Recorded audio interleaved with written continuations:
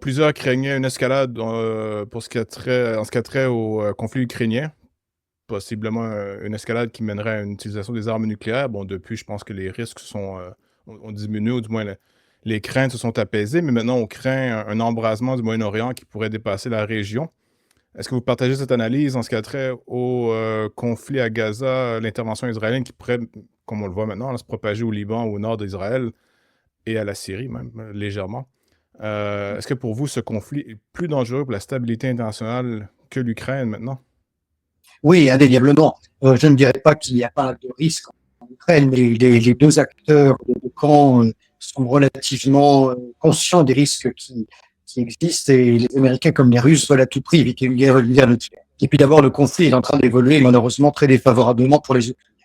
Par contre, ce qui se passe aujourd'hui autour d'Israël, c'est beaucoup plus préoccupant, à la fois par la multiplicité des acteurs et surtout, force est de le constater, par l'irresponsabilité de Benjamin Netanyahou, qui est prêt à aller le plus loin possible, finalement, pour être sûr que et lui, à titre personnel, et l'État hébreu sortent, je dirais, à dire sortir vainqueur, mais puisse sortir en ayant la garantie que l'Occident le soutiendra toujours. Là, on se retrouve dans une position, nous, en tant qu'Occidentaux, qui est absolument intenable. D'abord, l'annonce de l'existence de l'État hébreu endogène, et Mmh. pour nous, pour Européens qui avons assisté à la Shoah, qui avons aidé à la création de l'État hébreu, c'est bien sûr indispensable. Je n'oublie pas que l'État hébreu a malheureusement transgressé un certain nombre de règles par rapport à ce que l'ONU a fixé en matière de frontières pour des arguments qui sont légitimes. Quand les Israéliens disent si nous avons étendu les frontières, si nous avons pris un certain nombre de terres qui n'étaient pas dans les résolutions de l'ONU de 48, c'est parce qu'on ne peut pas assurer notre sécurité. Alors je souris toujours quand j'en parle avec mes amis israéliens, je leur dis alors du coup, pourquoi critiquer les Russes si les Russes font la même chose en Ukraine? Voilà, c'est un point de vue, c'est pas un point de vue, c'est une boutade, mais c'est une réalité, essayant d'appliquer les mêmes règles.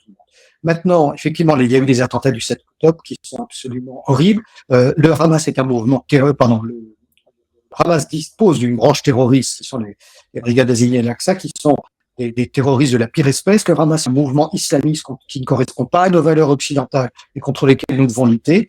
Mais la population palestinienne, c'est autre chose.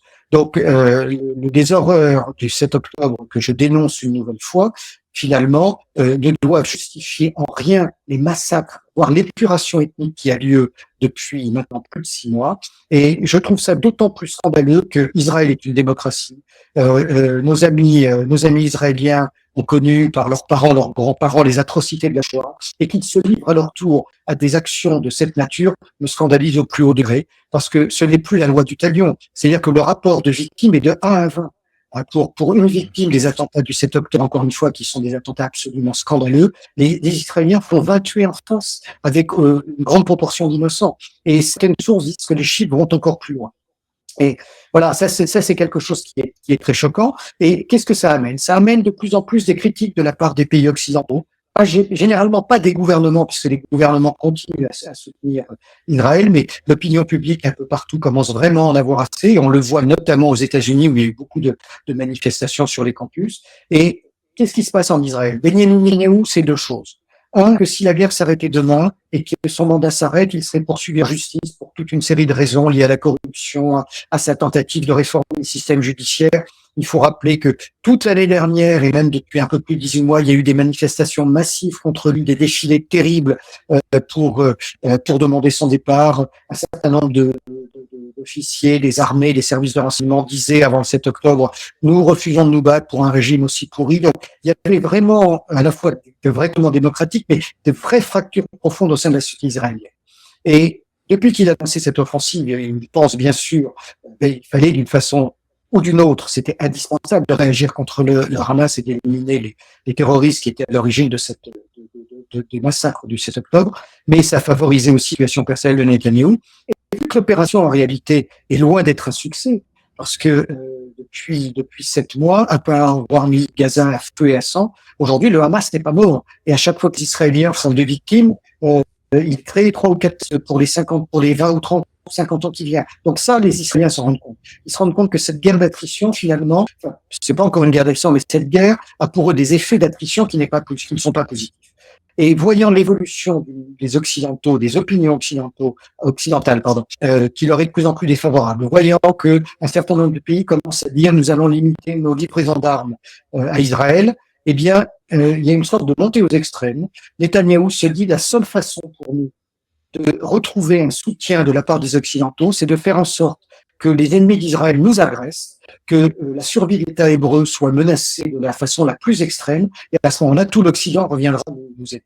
Et moi, je mets très clairement l'opération qui a eu lieu ces derniers jours contre le Hezbollah comme une tentative de provocation des Israéliens, enfin, encore une fois, de Netanyahou, et qui espère probablement qu'il va y avoir une rétorsion et des frappes et une riposte violente du Hezbollah, ce qui lui permettra de justifier les opérations militaires contre le mouvement chiite libanais, parce que ils sont pour l'instant plutôt préoccupés de ne pas apparaître comme des agresseurs, et ils voudraient bien sûr plutôt apparaître comme des victimes et riposter pour aller taper sur le sud Liban. Mais malheureusement, finalement, cet État israélien que nous soutenons, qui est proche de nous par bien des points, est aujourd'hui dans une dérive absolument critiquable et extrêmement dangereuse sous la houlette de son Premier ministre. Et finalement, cet homme est de plus en plus incontrôlable et pourrait finalement entraîner tout le Moyen-Orient dans un conflit majeur, et notamment pourrait entraîner les Américains qui sont très embêtés. Et encore une fois, on en revient à la stratégie.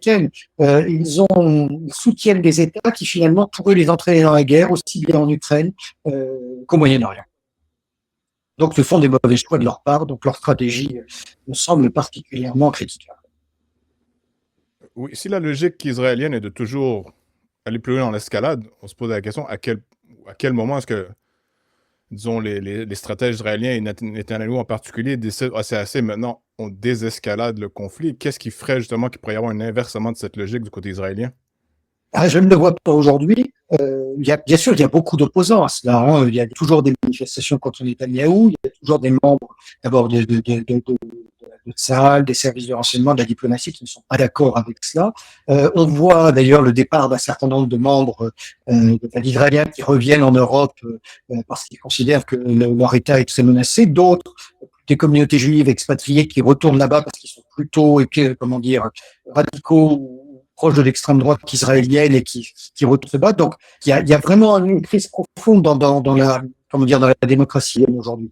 Mais je ne vois personne capable de remettre en cause le leadership de Netanyahou. Même Yoav Gallant, son ministre de la Défense, avec lequel on sait que les relations ne sont pas bonnes, qui est un homme plus mesuré, en tant que ministre de la Défense, il est bien obligé de continuer de conduire les opérations, mais il le fait en partie à son corps défendant. Et puis on a aussi des illuminés, des excessifs comme le ministre Ben-Gvir, qui est allé sur les soldats des mosquées faire de la provocation, qui a donné encore il y a une semaine qu'une opération soit déclenchée contre le Hezbollah. Donc ce pays, je dirais, est un mélange explosif qui pour l'instant n'a pas, je dirais, c'est comme la nitroglycérine, tant que les deux ne se sont pas mélangés, ça n'explose pas, mais nous sommes proches. Et je voudrais ajouter un point, et c'est un point qui me fait plaisir, vous comprendrez, mais aujourd'hui au Moyen-Orient et d'une autre façon en Ukraine, on voit que ce sont les États que nous qualifions dans le monde occidental d'États voyous qui finalement font preuve de pondération.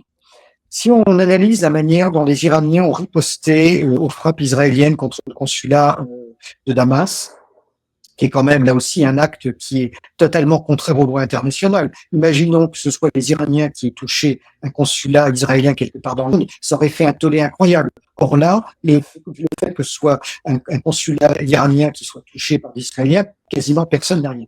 Les Iraniens ont prévenu 48 heures avant de lancer leur frappe de missiles et de drones, toute une série de contacts, mais aussi de sites de navigation internationale, comme quoi il y allait y avoir quelque chose. Donc ils ont tout fait finalement pour minimiser l'impact de leur frappe, c'est-à-dire qu'ils ont réagi pour sauver la face d'une certaine manière, mais surtout pour ne pas envenimer le conflit. De la même manière, le Hezbollah, qui a réagi il y a une dizaine de jours en relançant des frappes contre Israël, avait téléphoné à tous ses contacts en Syrie, en Iran ou autre, en sachant que ses communications seraient interceptées, là aussi pour passer un signal. Encore une fois, ça ne veut pas dire que ces gens-là partagent nos valeurs, mais on sent qu'il y a une volonté de contrôler le aux extrêmes. Et finalement, ce qui ressort de cela, quand nous discutons avec les deux parties, nous avons des contacts aussi bien en Israël qu'en Iran, les Iraniens nous disaient il y a quelque temps, nous faisons tout ce que nous pouvons pour ne pas tomber dans le piège que nous tend Netanyahou et les néoconservateurs américains. Donc ils ont compris que finalement, c'est à mon sens comme la guerre en Ukraine, on a créé les conditions pour que la Russie envahisse l'Ukraine, c'est-à-dire qu'on l'a piégé. Eh bien, ils essaient de faire la même chose avec l'Iran. Ils font tout pour pousser le Hezbollah ou l'Iran à déclencher une offensive contre Israël pour qu'après, légitimement, Américains et Israéliens puissent aller taper sur l'Iran. Encore une fois, c'est ce que nous observons, c'est ce que nous sentons.